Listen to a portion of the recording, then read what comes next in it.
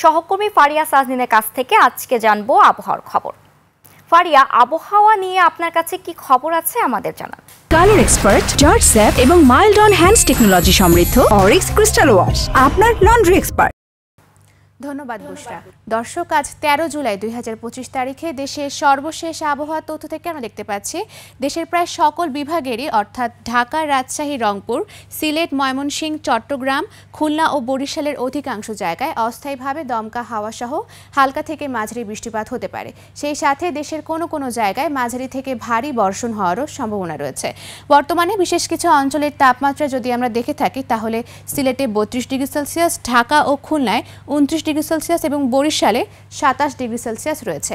গতকাল সর্বনিম্ন তাপমাত্রা রেকর্ড করা হয়েছে বান্দরবন ও টাঙ্গাইলে, যা 24.8 ডিগ্রি সেলসিয়াস এবং গত 24 ঘন্টায় ঢাকার সর্বোচ্চ তাপমাত্রা ছিল 35.9 ডিগ্রি সেলসিয়াস এবং সর্বনিম্ন তাপমাত্রা 26.8 ডিগ্রি সেলসিয়াস। সেই সাথে আজ সারা দেশের দিন ও রাতের তাপমাত্রা প্রায় অপরিবর্তিত থাকতে পারে।